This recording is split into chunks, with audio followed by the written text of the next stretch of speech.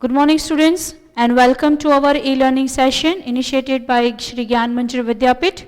Today we are on lecture number 2 for chapter number 10, that is the organ of government. As I said, one of the important chapter that we have to learn, you have to remember not only for your this class, for it will help you for your further class as well. So one of the most important chapter and the content that what you have to learn. So today we will going to talk about the Rajya Sabha, function of the Rajya Sabha, how it is formed, quorum and other point. But before we talk on the new topic, let's talk on the points what we have previously discussed. So we will go with the revision part. Now see, as you know, there are 3 organs of the government, okay? First of all, the basic concept that what you have to keep in mind, that कोई भी government, जैसे हम Indian democracy country की बात कर रहे हैं, so we are having 3 organ of the government. Government के 3 organs है. First is the legislature, second is executive bodies, and third is the judiciary. Legislature, it's a law making body, जो देश में कायदे बनाने का काम करता है उसको हम कहेंगे लेजिस्लेचर बॉडी. अब कायदे तो बन गए, उसको इम्प्लीमेंट करवाना है, उसको अमल में लाना है, तो वो काम किया जाता है by the executive body. So to implement that laws, executive body will work. And if there is any, like we can say the function जो जुडिशली है, सो लॉ एंड ऑर्डर को मेंटेन करना, that is the work of the judiciary. कायदे बनाने का काम legislature का है, उसको एग्जीक्यूट करने का काम it is done by the executive body, and to maintain the law and order in the country it is a work of judiciary. All 3 organ, it is having their own power, but in a certain limitation. तीनों organ के पास power है, but in some extent. Now they are not the competitors, but they have to work with each other. तीनों organ है complementary, as a complementary they have to work. Now control और check और balance, जैसे legislature पे executive and judicially का check है, executive पे legislature and judicially का चेक बैलेंस होता है, एंड आइदर और. सो कोई भी ऑर्गन यहाँ पे इंडिपेंडेंटली काम नहीं कर सकता, या तो कोई सुप्रीम पावर में नहीं हो सकता. ये पॉइंट बेसिकली हमें याद रखना है. That point you have to keep in mind. Then the principle of division of the power. As I said, power is distribute. यहाँ पे पावर का डिस्ट्रीब्यूशन हो जाता है, डिविजन ऑफ द पावर. कोई भी एक ऑर्गन के पास अल्टीमेट पावर नहीं है, but there is a division in the power. So the government carries out the function of the states, and these are the different form of one another. And this function of this organ and the state and the central government is having the different form of power. So the government carries out the function of the states, and these are the different from one another. So the function of all 3 organs of the government and different, and all the function require the certain expertise. अब तीनों organ, whether it is a legislature, it is a executive or the judicial, all 3 organ is having the different types of work, and they are having the different types of power as well. All these 3 organs of government should be administrated by the different people, and each organ should carry out the own function. All 3 organ will be managed, or the work will be done by the different people. They are having different types of power. So first of all we talk about the legislature. Legislature जो है, which this body will make the laws. कायदा बनाने का काम legislature का है. So India is a republic and having the parliamentary democracy. So the representation of the people of the center is seen in the parliament. So parliament of the state is seen in the legislature assembly. So legislature assembly, parliament, now we know what is the parliament. Parliament means Lok Sabha, Rajya Sabha को मिला के और president, it's a undividable उसका अंग है. So parliament of the state is seen in the legislative assembly. Central level पे हम उसको parliament कहते हैं, संसद कहा जाता है. संसद का मतलब जब हम शब्द बोलते हैं संसद तो it means it's Lok Sabha, Rajya Sabha and president, तीनों को मिलाकर ही हम संसद को समझेंगे. And eight the state level होता है legislative assembly. Legislative assembly means governor and the chief minister, governor, ये सब. So at the state level legislative assembly will be there. The parliament is an important apex organization of the nation. The Indian parliament consists of the president, vice president, Rajya Sabha and Lok Sabha and legislative. So parliament in India we are having the parliamentary type of system. So parliament means Lok Sabha, Rajya Sabha, president and vice president. Okay, now legislative assembly will be of two type, unicameral and the bicameral. या तो एक ही house होगा, that is what we say is unicameral, और the bicameral, या तो two houses होंगे. See, in the parliament it is the bicameral system. In parliament we are having Lok Sabha, that is the lower house, house of people, and we are having upper house, that is the Rajya Sabha. So our parliament is consist of two house. But at the state level हर एक राज्यों के अंदर या तो यूनिकैमरियल होगा, मतलब एक हाउस होगा, जैसे हमारा गुजरात जिसको हम लेजिस्लेटिव असेंबली कहते हैं, इन Hindi we will say Vidhan Sabha. और few state, 6 states are there which is having a bicameral, दो हाउसेस है, Vidhan Sabha and Vidhan Parishad, legislative assembly and legislative council. So unicameral legislative, when the legislature is consist of one house, that is it is called the unicameral legislative, and the bicameral, when the legislative is consist of two houses, it is called the bicameral legislature. Okay, so at the central level the upper house of legislature is called the Rajya Sabha and lower house we will say as a Lok Sabha. Okay, and 6 state, that 3 state is given in your book, more 3 I gave you the name. So in the most of the state have only one legislative assembly state like the Bihar, Uttar Pradesh, Maharashtra, and 3 more you have to remember, Andhra Pradesh, Karnataka and Telangana. 3 नाम जहाँ पे यूनिकैमरियल legislative है वहाँ के 3 नाम आपके book में दिए हुए हैं, that is Bihar, Maharashtra and Uttar Pradesh, and more 3 name you have to remember, that is Andhra Pradesh, Karnataka and Telangana. Then most of the one of the important point what we have discussed was the legislature at the central level, parliament. Parliament के main point में हम discuss कर लेते थे, and in that first we talk about the Lok Sabha. Lok Sabha, lower house, हमने क्या point याद रखने थे? Lok Sabha means lower house and the function of Lok Sabha, what is Lok Sabha, ये सब पॉइंट हमें one by one you have to remember. So the Lok Sabha is the lower house of the parliament. The member of the Lok Sabha are representative of the people who are elected through the direct election. So सबसे पहला point याद क्या रखेंगे? लोक सभा के member they are directly elected by the election. Direct election होते हैं और लोकसभा के मेंबर्स कौन होंगे? Those who directly elected by election. Then there are in all 545, ये पॉइंट याद रखेंगे, total 545 members, where 2 members selected by the president, Anglo Indian हो गए,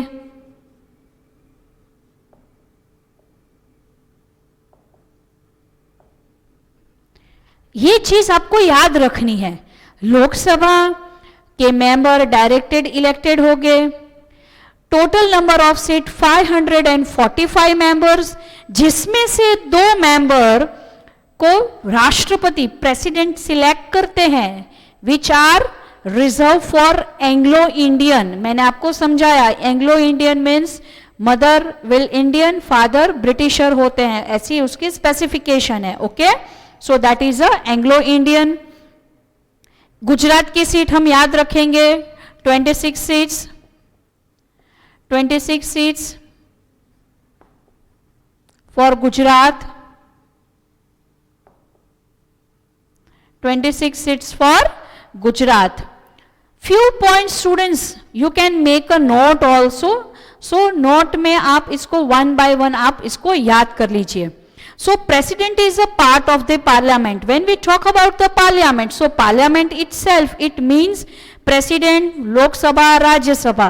So president is part of the parliament. Parliament बिना राष्ट्रपति के नहीं हम समझेंगे यहाँ पे। So president is a part of the parliament and so it means लोक सभा का भी पार्ट है और राज्य सभा का भी पार्ट है। So the president address, the most important point यहाँ पे आपको याद रखना था, President will address Parliament in a 2 occasion, on 2 occasion. President Parliament मतलब कि लोकसभा और राज्यसभा के अभिन्न अंग है, ठीक है। अब 2 ओकेशन ऐसे हैं जब राष्ट्रपति पार्लियामेंट में आते हैं। First session of Lok Sabha, first session of Lok Sabha के फर्स्ट सेशन में राष्ट्रपति उसको संबोधित करते हैं, एड्रेस करते हैं। And if there is a joint session means what? Rajya Sabha और लोकसभा के मेंबर अगर एक साथ बैठते हैं तो उसको एड्रेस करते हैं। So in this 2 situation, president will address in the parliament, 1 first session of the Lok Sabha and second joint session of the parliament. That is a joint session means Rajya Sabha और लोकसभा के जब मेंबर्स एक साथ मिलते हैं। तो इसके 2 ओकेशन को छोड़ के प्रेसिडेंट कभी पार्लियामेंट में आते नहीं है, ये चीज हमने याद रखी है। नाउ बिल कोई भी हाउस में अंदर आइदर इन द लोकसभा और in the Rajya Sabha can be propose, introduce किया जाता है। बिल मतलब प्रपोजल, कोई भी कायदा के अंदर ऐड करना, सब्ट्रैक्ट करना, चेंज करना, निकालना, नया ऐड करना, इसको बिल कहा जाता है, दैट इज द प्रपोजल कहा जाता है। सो आइदर और हाउस के अंदर उसको इंट्रोड्यूस किया जा सकता है। 3 बार रीडिंग होता है, 3 बार। पहला होता है वो इंट्रोडक्टरी होता है, सेकेंड रीडिंग है वो मोस्ट इंपॉर्टेंट होती है जिसमें चर्चा, एडिशन, सब्ट्रैक्शन किया जा सकता है, और थर्ड एक प्रोसेस होती है और फिर उसको प्रेसिडेंट की साइन। जब तक प्रेसिडेंट बिल पे साइन नहीं करते तब तक बिल को पास माना नहीं जा सकता, या तो बिल इंप्लीमेंट नहीं होता है, कायदा इंप्लीमेंट नहीं हो सकता। So this is the power of president. फिर हमने एक बात समझी थी, लोकसभा और राज्यसभा के मेंबर, जैसे कोई लोकसभा का मेंबर है सो ही और she can vote in that house only. Rajya Sabha के जो मेंबर है they can give their vote in the राज्य सभा only। लोकसभा के मेंबर लोकसभा को ही अटेंड करते हैं, राज्यसभा के मेंबर राज्यसभा को एंटर और अटेंड कर सकते हैं। बट कैबिनेट मिनिस्टर्स, जो कैबिनेट मिनिस्टर है वो लोकसभा और राज्यसभा दोनों में प्रेजेंट रह सकते हैं। Those who are not the cabinet minister, या तो ऐसा व्यक्ति जो सिंपल मेंबर है लोकसभा का तो वो लोकसभा को ही अटेंड करेगा, राज्यसभा का मेंबर राज्यसभा को ही अटेंड करेगा, लोकसभा का मेंबर लोकसभा में ही वोटिंग कर सकता है, राज्यसभा का मेंबर राज्यसभा में ही वोटिंग कर सकता है। बट कैबिनेट मिनिस्टर, जो कैबिनेट मिनिस्टर है वो लोकसभा और राज्यसभा को अटेंड कर सकता है, वोटिंग की बात नहीं कर रही हूं, दे कैन अटेंड। फिर हमने बात की थी कोरम की। कोरम मतलब present number of member, present members. So total number say for 545 है and minimum quorum है 1/10. So 1/10 मतलब 55 members are required. 55 members at a time. Lok Sabha का काम तभी शुरू हो सकता है जब कम से कम 55 मेंबर उस दिन प्रेजेंट हो. कोरम मतलब अटेंडेंस, कितने मेंबर प्रेजेंट होने चाहिए, टोटल नंबर के 1/10. 1/10 मतलब यहां पे 54 पर डेसिमल में आया, सो राउंडेड अप किया, सो 55 मेंबर्स. तो लोकसभा की कोरम क्या हुई, कम से कम 1/10 उसकी total strength. Total strength is 545. So 55 is minimum requirement.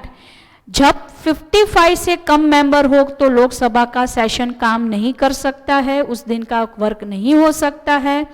So 55 members are required. यहां तक हमने बातचीत की थी. So आज हम दूसरा पार्लियामेंट का दूसरा part and very important point that what we will going to discuss is about the Rajya Sabha. Very important, upper house, राज्य सभा के बारे में हम बात करेंगे. So राज्य सभा,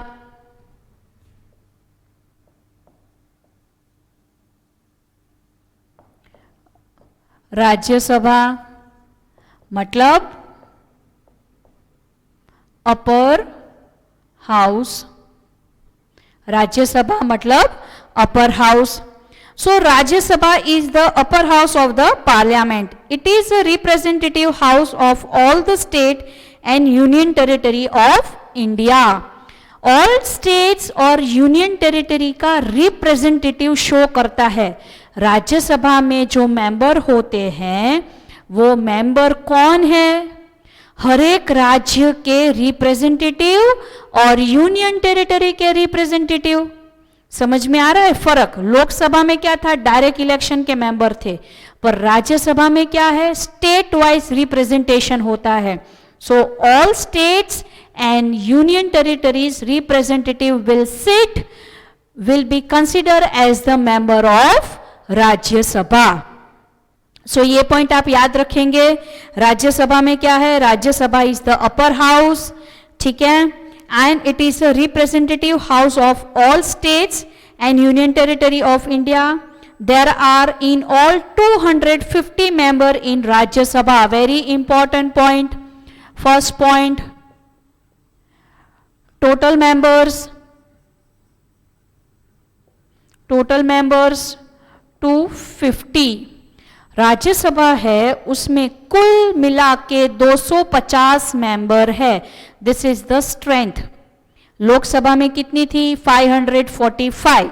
राज्यसभा में कितना, 250.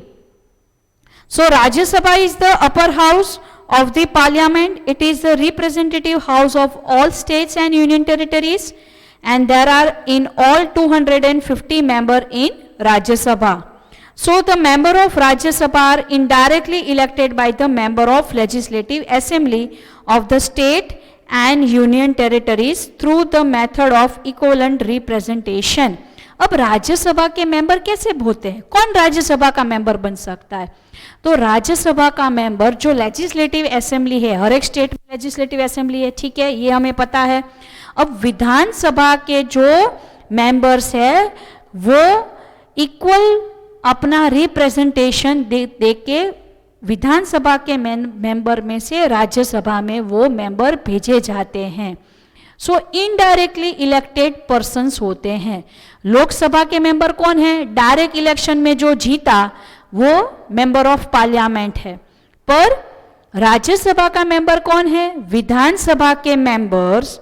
विधानसभा मतलब क्या, स्टेट वाली पार्लियामेंट. स्टेट में जो लेजिस्लेटिव असेंबली है वो विधानसभा.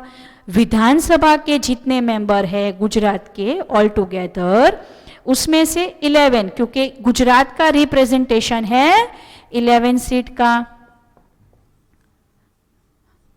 गुजरात का रिप्रेजेंटेशन है 11 सीट्स। लोकसभा में कितना था? 26। राज्यसभा में है हमारा रिप्रेजेंटेशन 11 सीट्स। सो सभी राज्य एंड ऑल यूनियन टेरिटरी के रिप्रेजेंट मिला के कितने हो गए? 250। समझ में आ रहा है? राज्यसभा के मेंबर कैसे बना जा सकता है? तो राज्यसभा के मेंबर बनने कैसे बनेंगे? लेजिस्लेटिव असेंबली मतलब विधानसभा के मेंबर्स में से स्टेट का रिप्रेजेंटेशन डिसाइड होता है। So he she should like, तो राज्यसभा में there are in all 250 member in Rajya Sabha. The member of Rajya Sabha are indirectly elected. Indirectly elected क्योंकि विधानसभा के तो चुनाव होते हैं, अब सिलेक्टेड मेंबर में से भी सिलेक्शन होता है, वो राज्यसभा का मेंबर बनता है। सो इनडायरेक्टली सिलेक्शन होता है। So there are in all 250 members in Rajya Sabha. The member of union territory through the method of equivalent representation. सभी राज्य और सभी यूनियन टेरिटरी को इक्वली प्रपोर्शन, इक्वली पार्टिसिपेशन मिला दिया जा सकता है। So here in the member of legislative assembly of the state and the union territory through the method of equivalent representation, सबको बराबर रिप्रेजेंटेशन दिया जाता है। Therein all 238 member of राज्य सभा are elected। अब इसमें से स्टूडेंट टोटल स्ट्रेंथ कितनी है? 250 टोटल मेंबर्स है, ठीक है। इसमें से 238 मेंबर्स का इलेक्शन होता है।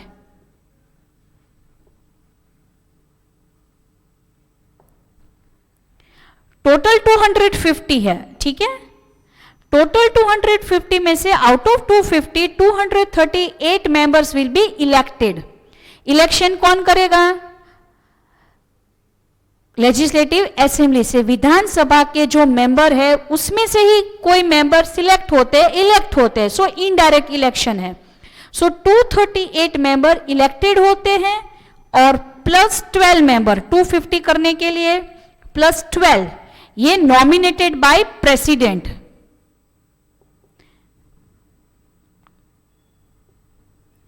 बारह मेंबर ऐसे होते हैं जो नॉमिनेट किए जाते हैं प्रेसिडेंट के द्वारा। कुल 250 सीट है। 250 में से 238 मेंबर्स हर एक स्टेट में से उसकी इक्वल रिप्रेजेंटेशन होता है। अब बचे जो 12 250 करने के लिए, तो 12 मेंबर नॉमिनेट होते हैं। नॉमिनेशन कौन देते हैं? प्रेसिडेंट। वो कोई फिल्म स्टार हो सकते हैं, क्रिकेटर हो सकते हैं, एजुकेनिस्ट हो सकते हैं, साइंटिस्ट हो सकते हैं। सो अलग अलग फील्ड के जानी मानी हस्तियां को नॉमिनेट किया जाता है। कितने लोगों को? 12 लोगों को। इलेक्शन इनडायरेक्ट कितने को होता है? 238 का।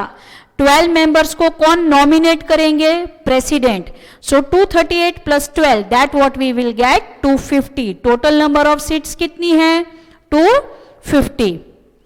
सो Rajya Sabha indirectly elected by the member of the legislative assembly of the state. Now in all 238 member of the Rajya Sabha elected, rest 12 members are nominated by the President of India. This nomination member should be having the special knowledge. किन लोगों को select किया जाता है?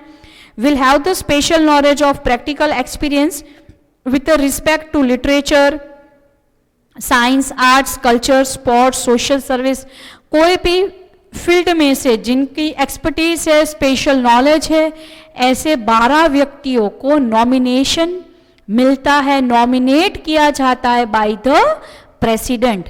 238 indirect selection elect होके आते हैं और बाकी बचे 12 जिसको प्रेसिडेंट नॉमिनेट करते हैं। सो 238 plus 12 the figure we will get 250. So total number of member in Rajya Sabha मतलब upper house, total number of member are 250. Out of that 250, 238 will be elected and 12 will be nominated by the president. ये point आपको राज्यसभा के लिए याद रखना है। Total member 250, Gujarat का representation है 11 सीट। 250 में से 238 member will be elected and 12 will be nominated by president. Now what is the qualification to become the member? Now here we have to understand the qualification. So what is the qualification to become the member of Rajya Sabha? So let's see the qualification to become the member of Rajya Sabha. To be qualified as a candidate and to be the elected as a member of Rajya Sabha, she must be a citizen of India. This is the first. If you remember, the same criteria was asked in the Lok Sabha. Lok Sabha में भी ये था, Rajya Sabha में ये है. राज्य सभा या तो लोक सभा के मेंबर बनने के लिए आप इंडियन सिटीजन होना जरूरी है. Now she should be a 30 year of age. तो 30 year citizen first of all, citizen of India, age 30 years. Yes, citizen होना चाहिए. सिटीजन होने के साथ साथ उसकी एज 30 ईयर और द मोर होनी चाहिए.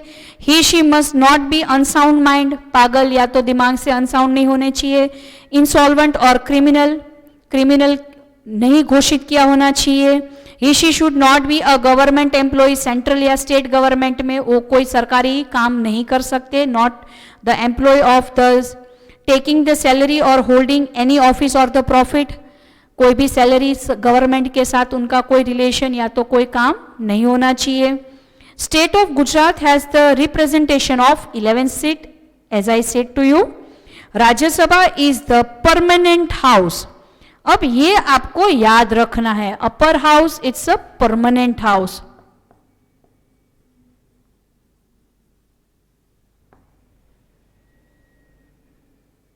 इट्स अ परमानेंट हाउस, कभी ये डिसॉल्व नहीं होता है. So Rajya Sabha is the permanent house. It can not be dissolve but 1/3 of its member retire every 2 year. Now see, यहां पे मैं आपको एक थोड़ा समझाने की कोशिश करूंगी. राज्यसभा की टर्म होती है 6 ईयर. टर्म होती है 6 ईयर. 6 ईयर की टर्म होती है. It's a permanent,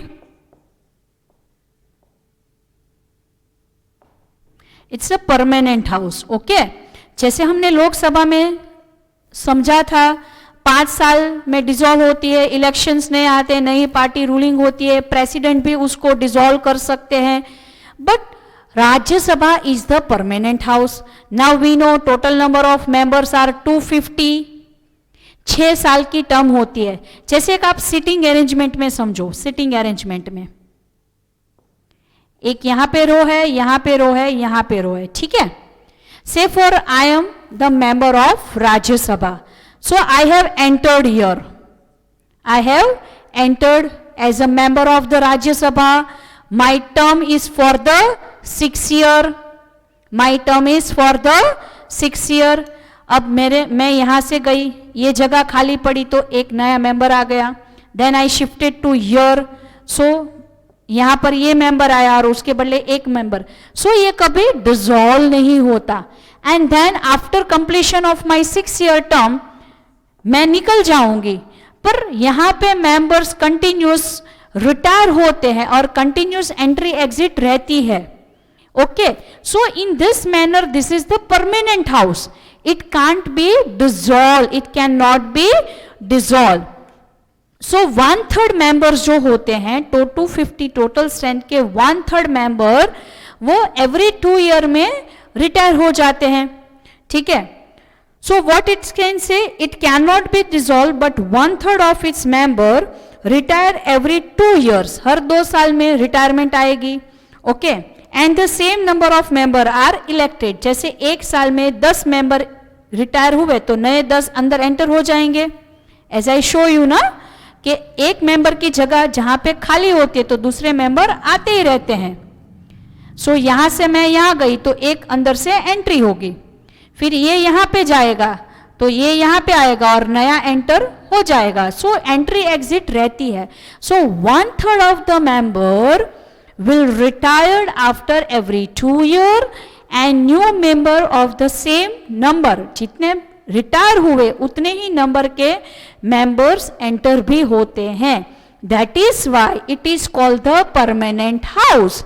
Rajya Sabha can not dissolve as it is a permanent house. हर 6 साल की उसकी टर्म होती है मेंबर की. 6 साल के बाद वो रिटायर हो जाते हैं. जितने नंबर के मेंबर रिटायर होते हैं इतने नए मेंबर्स ऐड भी होते हैं.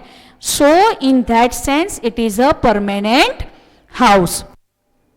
So however the member are eligible for re-electing or re-nominating. पर एक बार जो रिटायर हो गया उसका री-इलेक्शन भी हो सकता है, री-नॉमिनेशन भी हो सकता है. एक बार मेंबर हुआ तो दूसरे बार भी राज्यसभा का मेंबर बन सकता या बन सकती है. So the tenure of the member of the Rajya Sabha is for the 6 year. 6 साल की tenure होता है. However, the member are eligible for re-election and re-nomination. Okay, so see, generally both the house of the parliament meet for the 3 time a year. 3 session होता है, चाहे वो राज्यसभा का हो चाहे लोकसभा का हो. 3 सेशन साल में 3 बार वो लोग मिलते हैं, सेशन भी होते हैं. So this meeting are called the session. उसको कहा जाता है सेशन. लोकसभा के भी 3 सेशन होते हैं साल में, राज्यसभा के भी 3 सेशन होते हैं. So at least thrice in a week, thrice in a year उनके सेशन मीटिंग होती है. So that is the budget session, monsoon session and the winter session. Now ये आपको याद रखना है. 3 सेशन के बारे में आपको याद रखना है. सो पार्लियामेंट के सेशन 3 सेशन.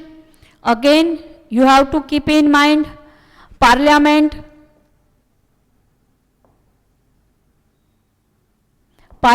के 3 सेशन हो गए.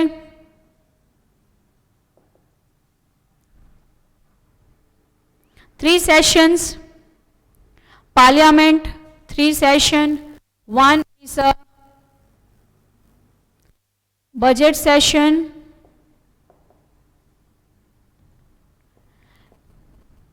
देन बजट सेशन के बाद उनका सेशन आएगा जिसको कहा जाएगा मॉनसून सेशन.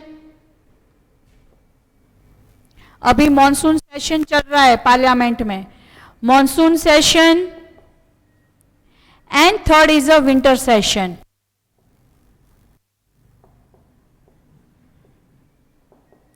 सो इसके मेंबर है, सेशन मतलब मीटिंग, इसके मेंबर 3 बार मिलते हैं, सेशन होते हैं. एक बजट सेशन जो फरवरी में होता है जिसमें बजट को रिलीज किया जाता है. सो उसको कहा जाता है budget session, monsoon and winter session. IMP ये आपको याद रखना है. पार्लियामेंट के 3 सेशन होते हैं. First is a budget session, monsoon session and the winter session. So monsoon session and the winter session, this Vice President of India by virtue of the office holds the office of the chairman of Rajya Sabha. अब राज्य सभा के chairman, as we are talking about the राज्य सभा, तो राज्य सभा के chairman होते हैं. तो राज्य सभा का chairman by office, by law कौन होगा? राज्यसभा. राज्यसभा के चेयरमैन होंगे और चेयरमैन कौन होगा?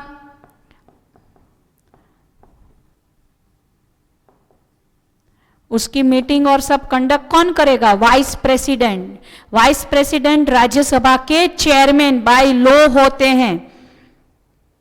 सो virtue of his office holds the Vice President of India by virtue of his office holds the office of Chairman of the Rajya Sabha, where the Vice Chairman of the Rajya Sabha is elected by the member of Rajya Sabha from among themselves only.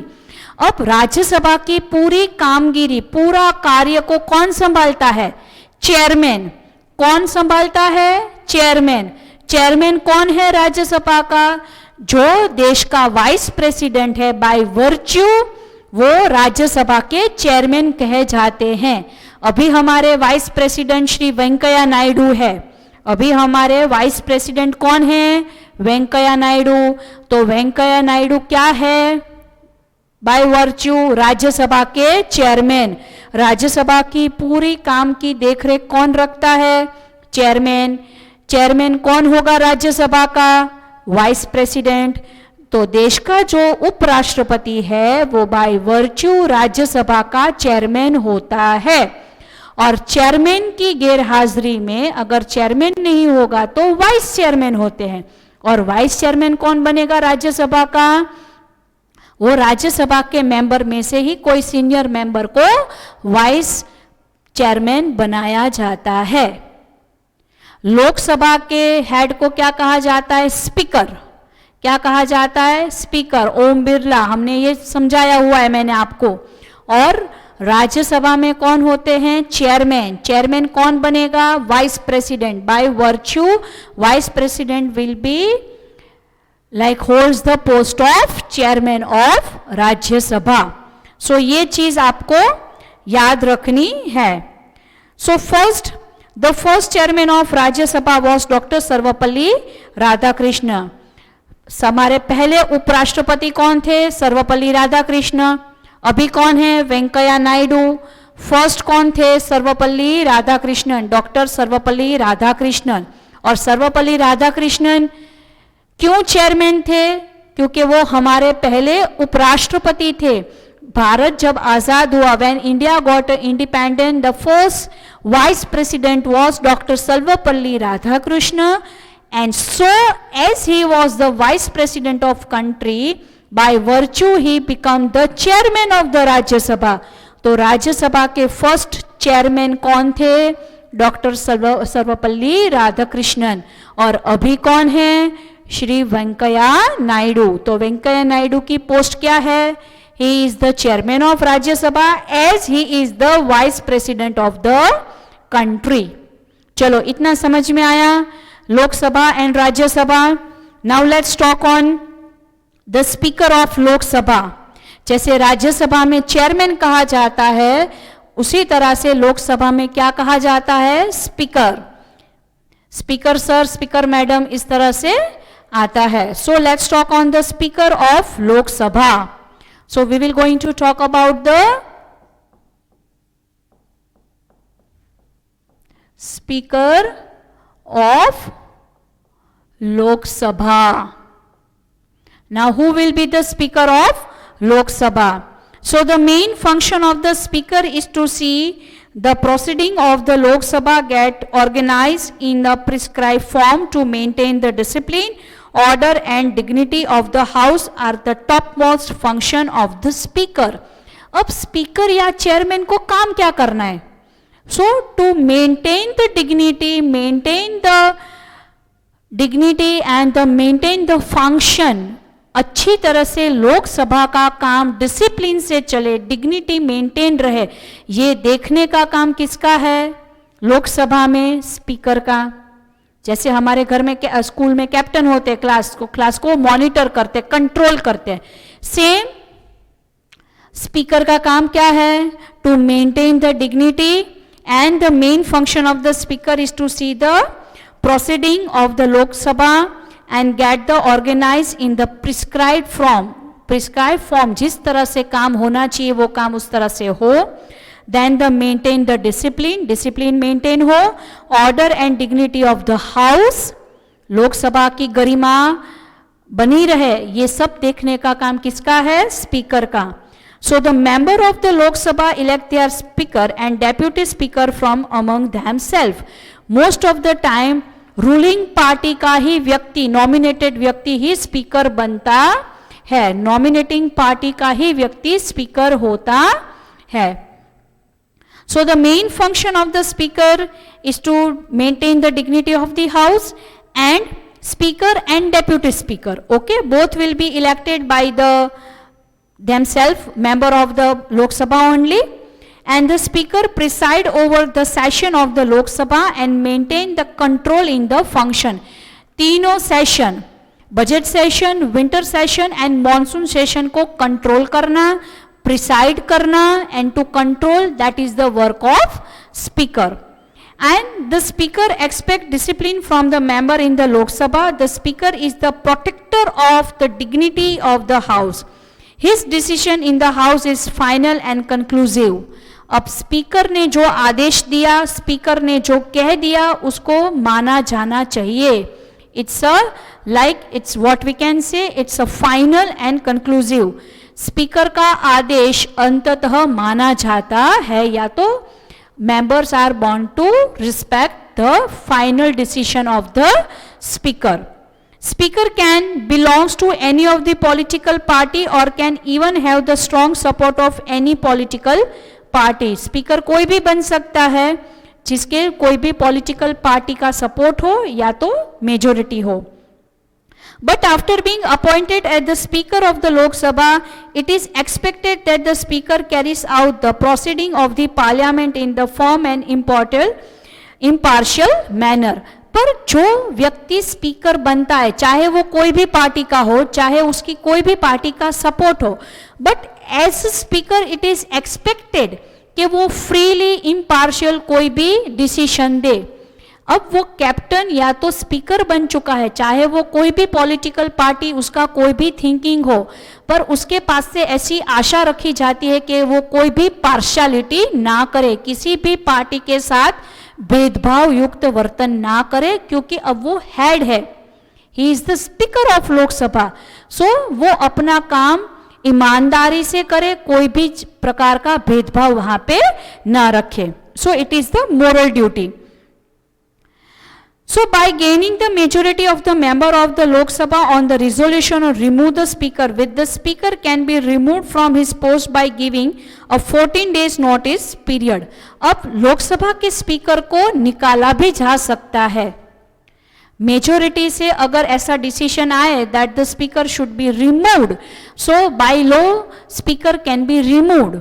Speaker की post से आप उसको remove कर सकते हो, पर उसके पहले उसको 14 दिन की प्रायर नोटिस दी जाती है. कितने दिन की नोटिस? फॉर 14 डेज, 14 दिन की उनको नोटिस इश्यू हो जाती है. So what, by gaining the majority of the member of the Lok Sabha on the resolution to remove the speaker. Okay, so we can remove the speaker also. So with the speaker can be removed from his post by giving the 14 days notice of the period. And all the speeches and the criticism in the Lok Sabha done by the addressing the speaker only. लोक सभा के अंदर meeting होती है, debate होता है, discussion होता है, और कोई भी क्रिटिसिज्म, कोई भी डिस्कशन, कोई भी डिबेट किसके नाम से होती है? स्पीकर के नाम से. आप कभी कभी लोकसभा का टीवी में देखना, राज्यसभा टीवी चैनल आती है, लोकसभा का सेशन देखना, कोई भी डिस्कशन होती है, एड्रेस कुछ होता है, तो स्पीकर सर, स्पीकर मैडम ऐसे करके ही उनको एड्रेस किया जाता है. या तो मीटिंग में जो शुरुआत होती है उसको भी एड्रेसिंग स्पीकर के नाम से ही किया जाता है. This is the protocol. So the working in both the houses of parliament can be carried out in the either Hindi और इंग्लिश. दोनों ऑफिशियल लैंग्वेज है. See students, I am using the word official language. English या हिंदी में लोकसभा या तो राज्यसभा या तो parliament में काम हो सकता है. But a speaker can permit any member of the Lok Sabha to speak in his own language. Official language Hindi और इंग्लिश है, पर मेंबर कोई भी भाषा में, अपनी प्रादेशिक भाषा में भी लोकसभा में बात कर सकता है. सो speaker can permit it. So he does not know the English or Hindi. If any member of the Lok Sabha remain absent for the continuous period of 60 days without informing the speaker, then his seat is declared the vacant. अब लोकसभा का कोई भी member continuous 60 days मतलब 2 महीने के लिए अगर absent रहता है without the permission from speaker, speaker की बिना मंजूरी के कोई भी लोकसभा का मेंबर कंटिन्यूअस 60 डेज के लिए, हाउ मेनी डेज? 60 डेज के लिए इफ ही रिमेन एब्सेंट, तो उसकी सीट को वेकेंट डिक्लेयर कर दिया जाता है. समझ में आ रहा है student? If any person member of the Lok Sabha remain absent continuous for the 60 days without the permission from speaker, then that post will be declared as a vacant. That seat will declare as a vacant. उसको वो जगह को खाली घोषित कर दिया जाता है. Is this clear student? Speaker control करेगा लोकसभा को, anyone can be the become the, Lok Sabha का ही मेंबर बन सकता है, एड्रेस किया जाता है स्पीकर के नाम से, ये सब पॉइंट हमें याद रखना है. Now casting vote. Next point what we will going to discuss is about the casting vote. Vote देना, casting vote. So during any proceeding of the house there arise any question, matter or problem or discussion of any bill or act and decision upon is to be taken, especially when the member of vote is favor or against the matter are equal in number, then such a condition the speaker can give the decision vote which is known as the casting vote. अब देखो students, Lok Sabha या तो राज्यसभा में हमने पहले ही देखा कि लोकसभा या राज्यसभा में आप लॉ बनाने का काम करता है as it is a legislature body. Either और हाउस में हम बिल प्रपोजल रख सकते हैं. अब काफी बार ऐसा होता है कि डिबेट होती है, डिस्कशन, जैसे कोई एक प्रपोजल है, कोई एक बिल है, do and don't may be an any topic. अब जितने मेंबर है उसके अंदर डिस्कशन होती है, डिबेटिंग होती है. अब काफी बार ऐसा होता है कि एक असमंजस की स्थिति आती है कि इक्वली वोट आ जाते, 50% मेंबर कह रहे कि करना है, 50% कहते हैं कि नहीं करना है. उस वक्त स्पीकर का वोट लिया जाता है जिसको कहा जाता है कास्टिंग वोट.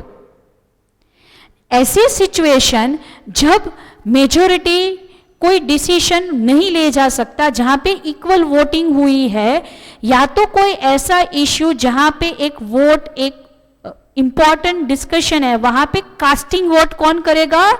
स्पीकर करते हैं. स्पीकर अपना वोट देते हैं और स्पीकर ने जो वोट दिया, स्पीकर ने जो अपना ओपिनियन दिया, वोट दिया, उसको मान्य रखा जाता है. So in this situation the equal number, then in such a condition the speaker can give his declining vote which is known as the casting vote. Apart from such a situation the speaker cannot vote. in ऐसी situation जब 50-50 equal vote कोई भी discussion में आए हैं, उस वक्त जब कोई बिल के ऊपर कोई डिस्कशन में 50-50 डिसीजन है, 50-50 वोट है, कोई भी चीज 50-50 पे आके अटक गई है, उस वक्त speaker can cast his vote. So 51-49 का रेशियो हो जाएगा.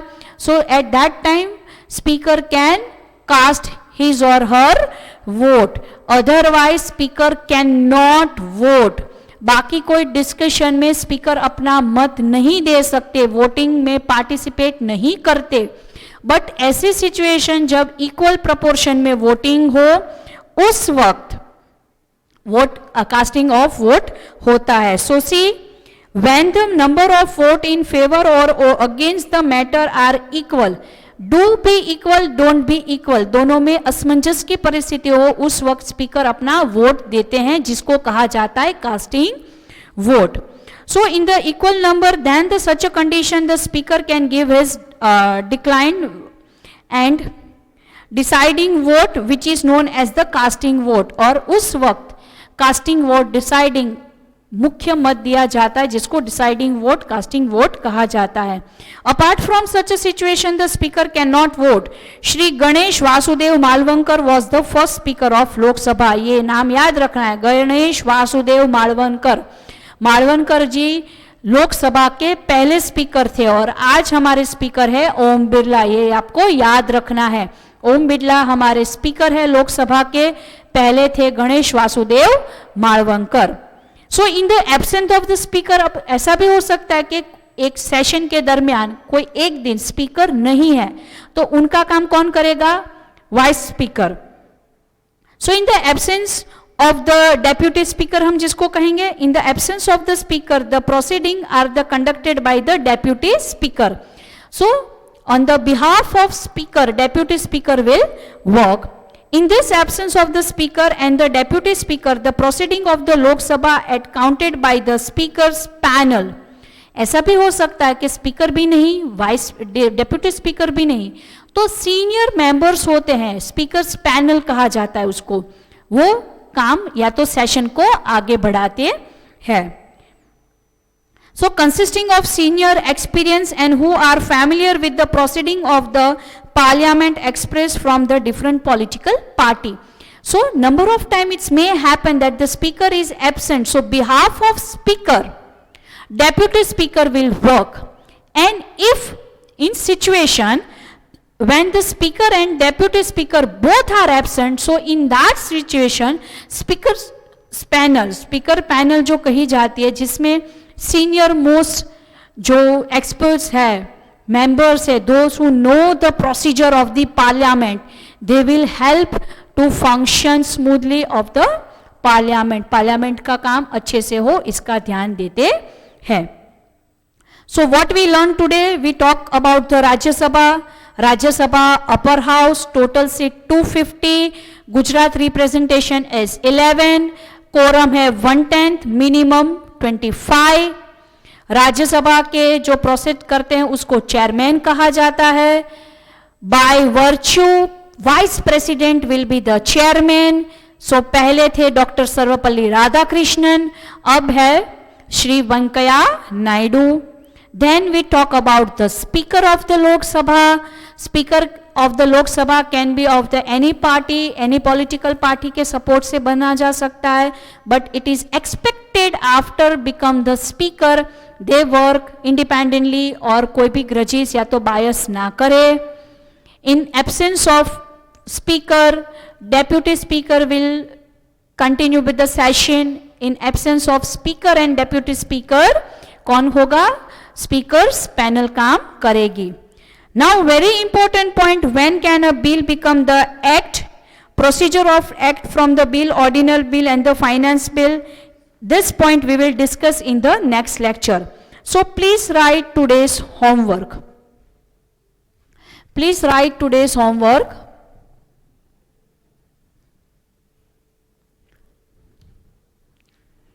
Students, I am going slow in this chapter as it is very important chapter.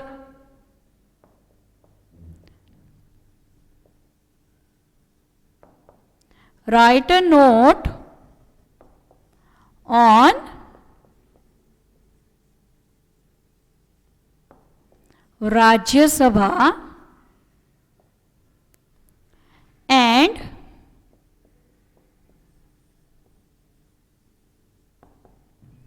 write a note on the Speaker of Lok Sabha.